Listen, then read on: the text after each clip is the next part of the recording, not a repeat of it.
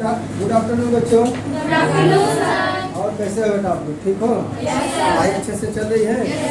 खुश हो ना आप लोग पढ़ाई से? चलो बहुत बढ़िया है बेटा। देखो कोई भी काम अगर खुश होकर करोगे बेटा, मन लगा करके करोगे तो निश्चित रूप से रिजल्ट पहुँच ही पाएगा। बात समझ में आ रही है ना? पढ़ो खूब मन लगा करके, पढ़ाई के साथ इंजॉय करो तुम, ठीक है ना? देखो बेटा सबसे पहले मैं अपना परिचय दे दूँ। I am coming from sky tutorial Durgapur Varanasi. नाम सुने होंगे आप लोग शायद स्काई ट्यूटोरियल। तो मैं आप लोग बता दूँ बेटा, sky tutorial was established just 14 years ago in 2009 by doctor Pankaj sir. बेटा 14 साल पुरानी संस्था है। हम लोग IIT और मेडिकल की तैयारी कराते हैं बनारस में मिर्जापुर। और आज उत्तर प्रदेश ही नहीं बेटा, बल्कि भारत के कोने कोने से बच्चे आते हैं हमारे यहाँ तैयारी करने के लिए, अपना फ्यूचर बनाने के लिए। अभी हमारे यहाँ 2000 बच्चों का स्कूल है, 2000 बच्चे लगभग IIT और मेडिकल की तैयारी कर रहे हैं। इस साल का जो रिजल्ट आया है बेटा, सच्चाई मैं बता रहा हूँ, फेक न्यूज़ नहीं है। 40 बच्चों का MBBS में हम लोग इस साल सिलेक्शन दिए, लेकिन पिछली बार इतना नहीं बढ़िया रिजल्ट था। 40 बच्चों का इस बार हम लोग 2023 में MBBS में सिलेक्शन हुआ है बच्चों का, जो अपने आप में बहुत बड़ी चीज़ है बेटा। किसी भी इंस्टीट्यूट से, किसी भी कोचिंग से 40 बच्चों का सिलेक्शन होना अपने आप में एक बहुत बड़ी चीज़ है ना बेटा, है कि नहीं बोलो? और 39 बच्चों का IIT में हुआ है। JEE मेंस में 300 बच्चों का सिलेक्शन हुआ है बेटा, जिसमें 20 ऐसे बच्चे थे जिनका 20,000 के अंदर रैंक था। तो 14 सालों में हम लोगों ने काफ़ी सिलेक्शन किया है। इतना ही नहीं, इंडिया का कोई भी ऐसा मेडिकल इंजीनियरिंग कॉलेज न हो जहाँ पर कि हम लोग की पढ़ाई हो, बच्चे न पढ़ रहे हैं। हम लोगों ने काफ़ी मेहनत करके, बच्चों के साथ संघर्ष करके, उनको पढ़ा लिखा करके उस मुकाम तक पहुँचाने का प्रयास किया है बेटा। अच्छा, ऐसा कुछ सोचे हो क्या अभी आप लोग की हमें लाइफ में बड़ा काम करना है, हाईटेक एजुकेशन लेना है? कुछ लोगों का ऐसा प्लानिंग है क्या बड़े लेवल का काम करने के लिए? कुछ लोग सोचे हो तो हाथ उठाओ बेटा। 2 लोग, 4 लोग, कुछ लोग, 3-4 लोग, चलो 5-6 लोग हाथ उठाए हैं, इसके लिए बहुत बहुत धन्यवाद है बेटा। देखो दिक्कत कहाँ है बता देते हैं आपको। आप सारे लोग क्यों नहीं आते? आखिर कहीं ना कहीं रीजन होगा बेटा। देखो जब हम जाते हैं सर्विल DBS में, सर्विल में, आर्यन में, जब वहाँ के बच्चों से जब पूछते हैं कि what is your future planning, तो चाहे वहाँ का लड़का हो चाहे लड़की हो, बड़े कॉन्फिडेंस के साथ एक स्वर में हाथ उठाते हैं। हम तो देख करके दंग रह जाते हैं, अभाग रह जाते हैं देख करके, कितना कॉन्फिडेंस में सब बात करते हैं बच्चे। सर हमें IAS बनना है, हमें ITN बनना है, सर हमें IPS बनना है, सर हमें मेडिकल क्वालिफाई करना है, डॉक्टर बनना है। मतलब हम लोग देखते रह जाते हैं। और हमारे यहाँ के जो बच्चे हैं पूछने पर डरते हैं कि कहीं गलत तो नहीं बोला गया कि हम IAS बनेंगे, IPS बनेंगे, डर जाते हैं, हाथ में उठाते बेटा। देखो एक चीज़ मैं आपको बता दूँ बेटा, पढ़ाई करना, पूरे कॉन्फिडेंस के साथ पढ़ाई करना, ठीक ना? और जज्बे के साथ, लगन के साथ पढ़ाई करना, कोई नहीं रोक पाएगा आपको।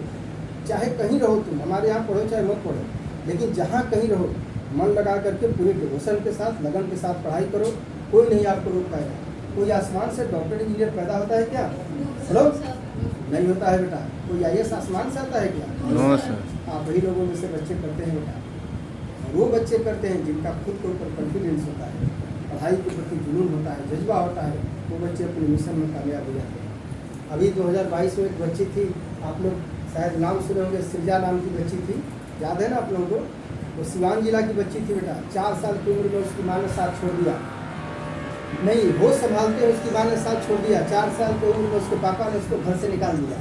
तो निकालने का वजह था कि जब मम्मी मर गई तो उसके पापा ने दूसरी शादी की, शादी करने के बाद अपनी बेटी को घर से भगा दिया। जब वो बेटी को भगा दिया तो बेटी कैसे हो, मतलब पता करते करते भूलते भागते नाना नानी के यहाँ चली गई। वहीं पर पढ़ाई शुरू की 4 साल तक बेटा। 4 साल की बच्ची थी, वहीं पर रह करके मन लगा करके पढ़ाई शुरू की। और जब 10th CBSE का रिजल्ट आया तो 99.4% लाई। पूरे बिहार में सबसे अच्छा परसेंटेज लाई थी, टॉप टू थी, बिहार टॉपर थी। उसको देखने के लिए कई जगह के लोग गए थे, कई जगह से लोग आए थे कि कैसी बच्ची है भाई, 99.4% लाई है। और जब उसका लोग इतिहास जाने तो कितने लोगों के आंखों से आंसू आ गए। तो वो चीज़ है बेटा आपके अंदर, वो एनर्जी है, वो पावर है, बस लगाने की जरूरत है आपको। बात समझ में आ रही है ना?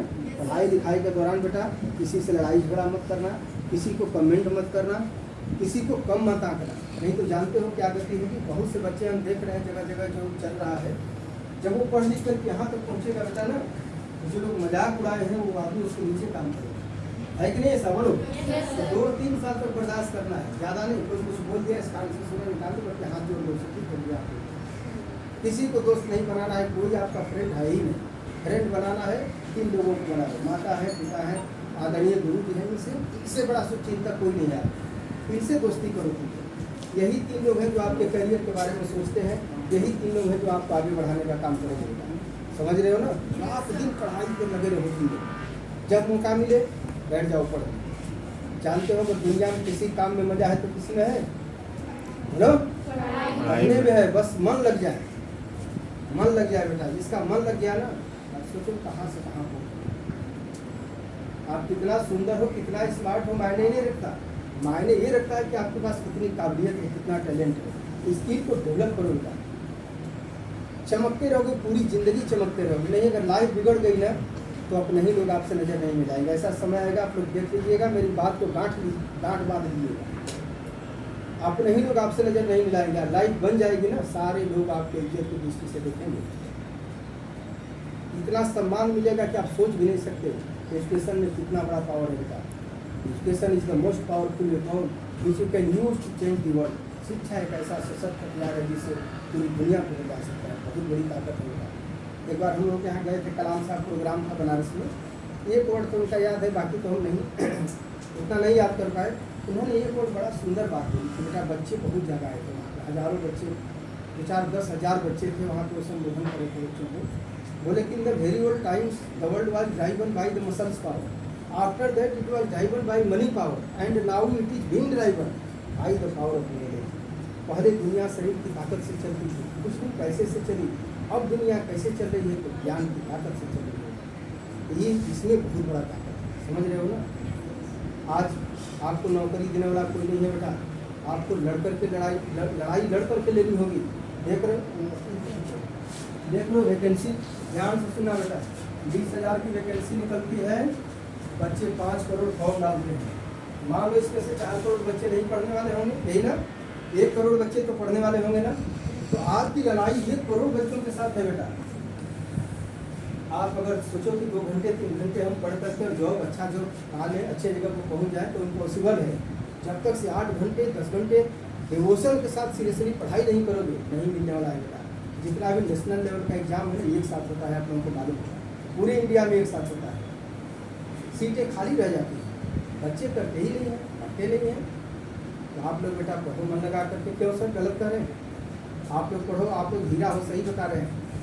आप जानते हो कितने बच्चे गांव देहात से आए होंगे, उनको लगता है कि हम तो गांव देहात से हम नहीं कर पाएंगे। गांव देहातों में बहुत अच्छी अच्छी प्रतिभाएं छिपी हैं, बस उनको एक सही रास्ता नहीं मिलता है। अगर मिल जाए ना तो आप भी बड़ा से बड़ा काम करके दिखा सकते हो।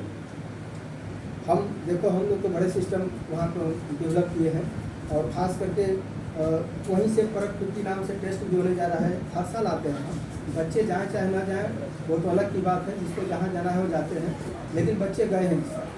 तो टेस्ट लेने का मकसद होता है बेटा ना कि टेस्ट के माध्यम से हम लोग जितने भी अच्छे बच्चे हैं उनको फिल्टर करके हम लोग मैक्सिमम से मैक्सिमम डिस्काउंट देकर वहाँ पढ़ाने का काम करते हैं। एक हमारा और एग्जाम होगा परख कुर्ती के नाम से, याद रखिएगा आप लोग। अभी नहीं निकला है डेट, हम रिजल्ट लेकर आएंगे आप लोगों का तो बता देंगे।